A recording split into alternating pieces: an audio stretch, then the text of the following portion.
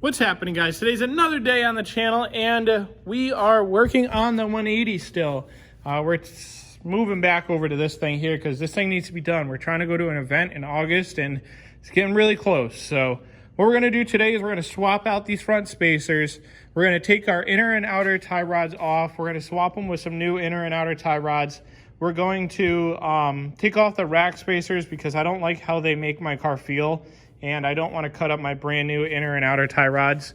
I kind of misplaced that steering rack thing, and I kind of wanted to get another one anyways, so we'll just try to get one that actually works the right way, and we'll put that in.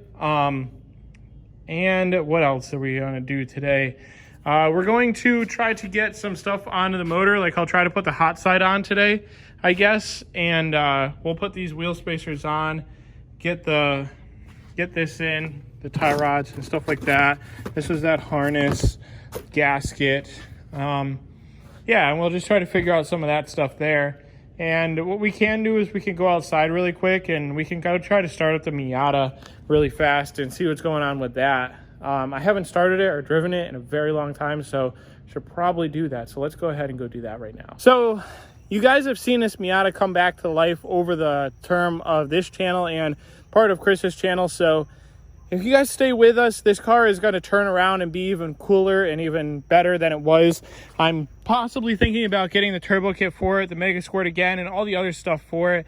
It's been a long time sitting here, so we're going to check the seats, make sure they're not wet, make sure there's no animals in this thing, and just go over it, see what's going on with it, because I want this thing to be pretty much a turnkey go car, and I want to start dailying this thing because it is a Miata and it's super fun to drive around. So let's go ahead, see what this cold start sounds like, because it's been sitting here for a really long time, and we're going to give her a little kick, make sure there's no animals in this thing, because there's definitely holes on the floor in this thing. And as you guys know, I'm definitely afraid of snakes, which I hope there's none in this thing. So let's go ahead, check the seats back here. Oh, we got some ants now. That's great. That kind of sucks. Oh, that door panel is leaking over there. That sucks.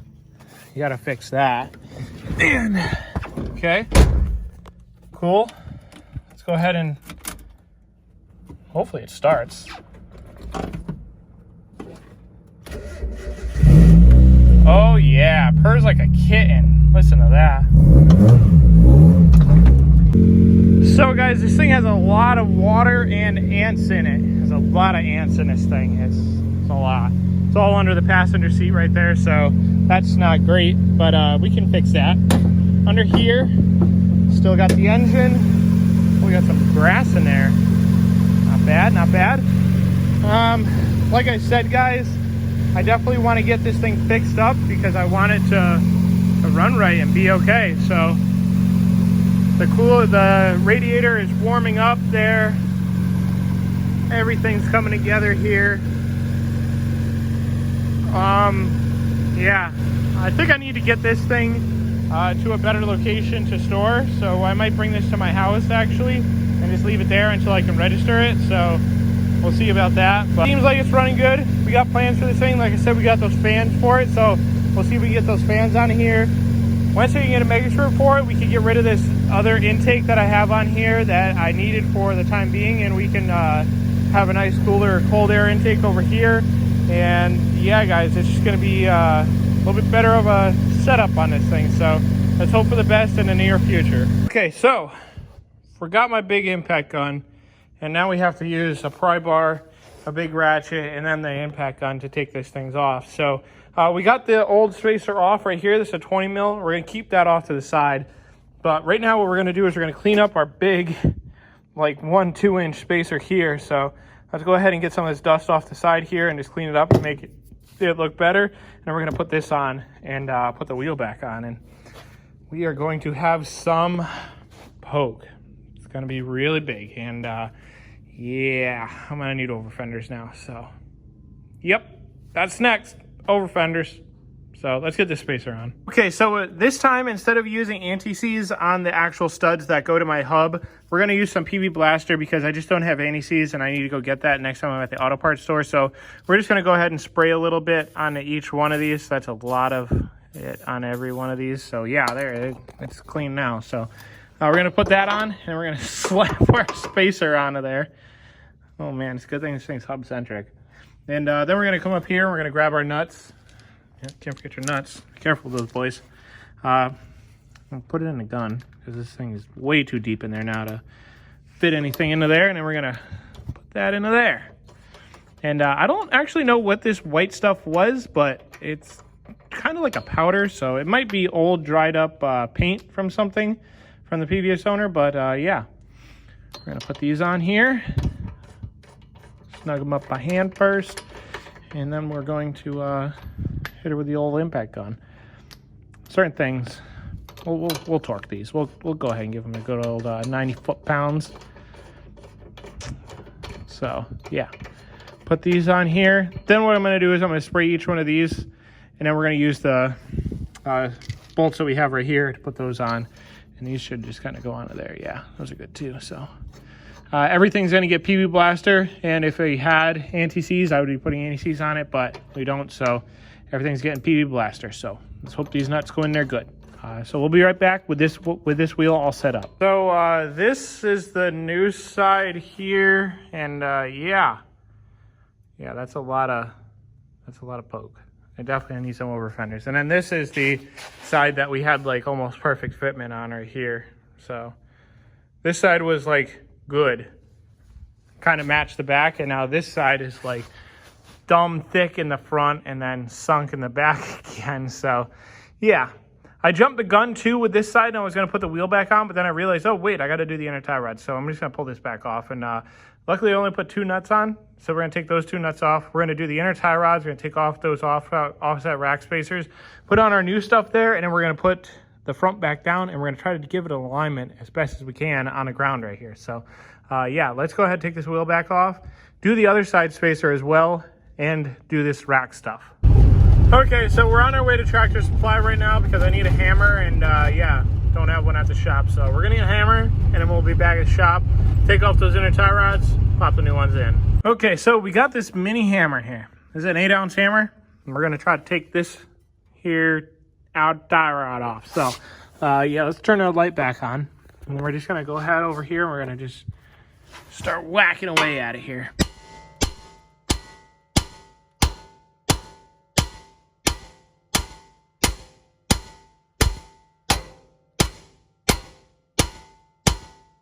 And it doesn't seem like it's working that great, so we're gonna put some pressure down on it and then hit it again, and it should probably just pop right off. Okay, so since we don't have the right tools, we're working on the floor, and yeah, this is not the easiest thing to do. We had to improvise. I got a Pittsburgh socket here, 1/2 inch. Allen key, not the right socket, so we jammed a cotter pin into it, and it worked, and that came off there. So we're gonna do the same thing for the other side. We're gonna jam this cotter pin in the Allen key part, and we're just gonna take her off. These things are still good. These are not damaged whatsoever. We may run these things again one day, but not right now. I'm going to be sending off my other set of knuckles to get modified for this setup here. And we're gonna redo a bunch of stuff on this car after we get the motor back in and everything else. And we figure some other stuff out. Yeah, kind of getting discouraged with some of these projects, but yeah, we're gonna try to keep strong and push through it, guys. So let's go ahead and get this inner tie rod on here, and then we're gonna get the outer tie rod on, and then we should be able to put this side together and put the wheel on, and then we're gonna go over to the other side and do the same thing, and then we're going to put a little bit onto the motor today, and that should wrap it up for today's video. Okay, so we got our outer tie rod here and our inner tie rod right here, brand new, both of them. I don't really know how well these things are gonna work, but we're gonna try to give them a good shot here. These should be able to handle all the turning strength that we need and whatnot. So we're definitely gonna get some better ones of these. These, I believe, are actually S14, and these ones are S13. So the S14 ones are way stronger than the S13 ones, but we'll just get those later on. We're going to need some JZX90 inner tie rods later as well. And when we do the JZX90 stuff, when we do the next angle kit for this, we will be getting a new power steering rack because this one is all busted. And it's got a lot of slop in it, and we don't need that, and we need to have a nice tight steering rack. So let's go ahead and put this new stuff in now, though. Okay, so this one here is all set. We have to do the alignment still. I got the 2mm spacer on this thing. I got the new inner and outer tie rod on it. So now what we're going to do is we're going to do a time lapse of the other side, and we're going to go over there, and we're going to take all the stuff off and put the new stuff on. Yeah, we can't forget our cotter pin right here.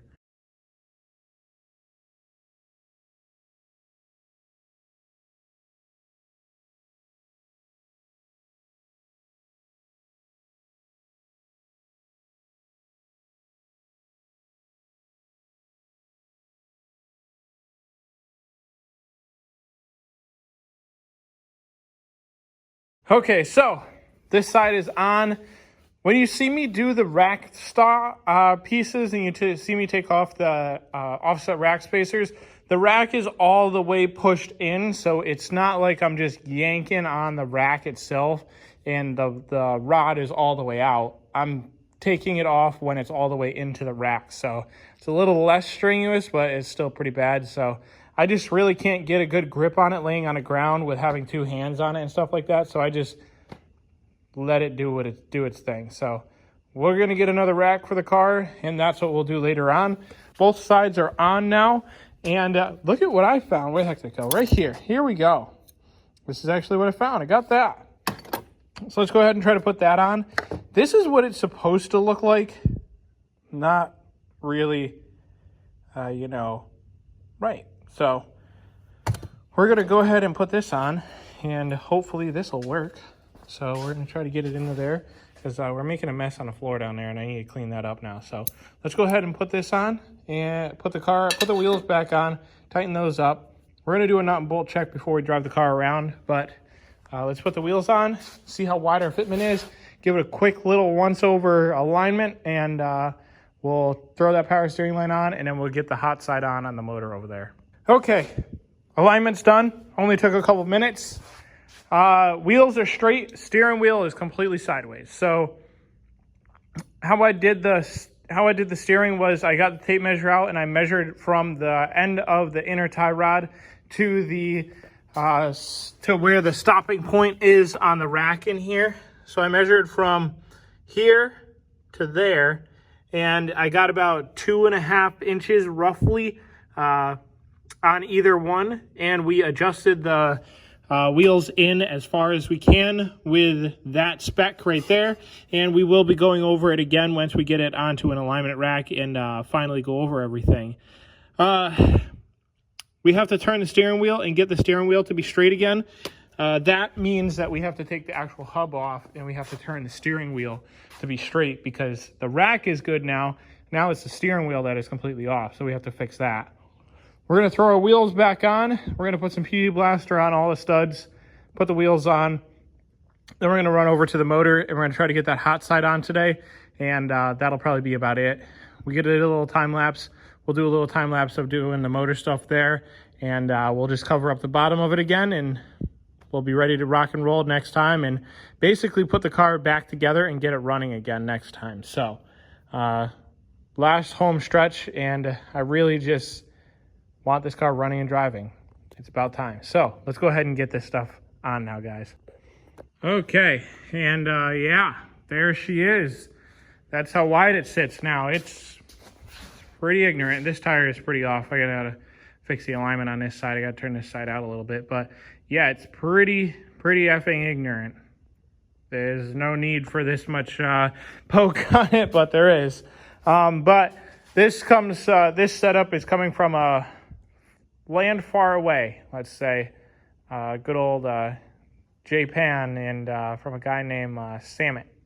Helped me out trying to get the alignment specs right and everything done up right for this car so we can send some backies in. Not really, because you guys are just going to say I'm going to crash into a curb now. So, yeah, but we're trying to get the alignment set up so that we can have some good angle for when we're doing our entries and stuff like that, so that we don't have any binding issues or anything like that. So with this big spacer, it'll allow us to have more track width and everything like that.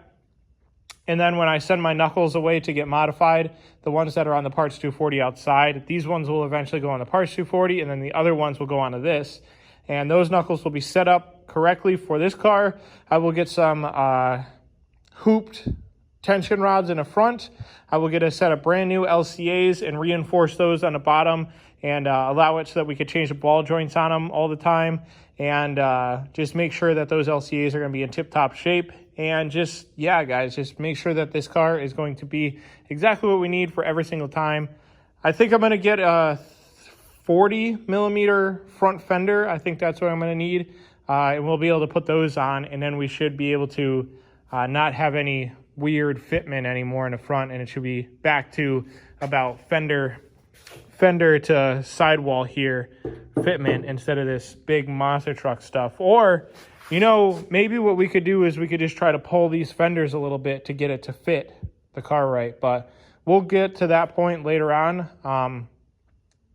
Yeah, we'll hit that stuff later. But yeah, car looks good like this. So guys, that's about the end of this video. I'm cutting it short because I did too much work and that one video, and it was going to be like 30 minutes long, and I didn't want it to go that long. But I'll throw a couple teasers in of what I did on the engine and Instagram so that you guys have something to look on in there. But that's about it, guys. If you guys liked the video, don't forget to subscribe, hit the like button, comment, share, do all the good stuff, and I hope to see you guys in the next one with more SR20 180 updates, Miata stuff, and yeah, later.